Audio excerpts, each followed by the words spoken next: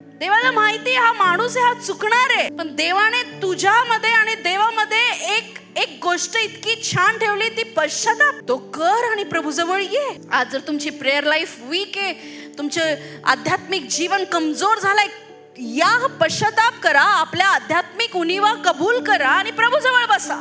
आज मला इतका त्रास होत होता ना, इतकं हेवी वाटत होतं देवाच्या सानिध्यात बसायला, इतकं हेवी, पण मी बसून राहिले. 1 तास झाला, 1.5 तास झाला, मी बसले. मी म्हटलं, मी जोपर्यंत तो एक असा म्हणतो ना, एक स्पार्क येतो आपल्यामध्ये, की मग आपलं सगळं झोपाबिपा उठतात आणि मग आपल्याला कळायला लागतं, वचन पण कळायला लागतं आणि आपण प्रार्थनेला पण सुरू होऊन जाते आपली गाडी.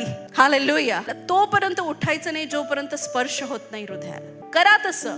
सुरुवातीचे 15 मिनिटं, अर्धा तास, पाऊण तास तुमचं असं वाटेल की काय मला फीलच होत नाहीये प्रेयर करायला. अरे डोंट वरी, बसून राहा. देवाला पण माहिती तू बसलाय, जेव्हा सहाय्यक येईल तेव्हा मदत होईल. बसून राहा, वेळ द्या परमेश्वराला.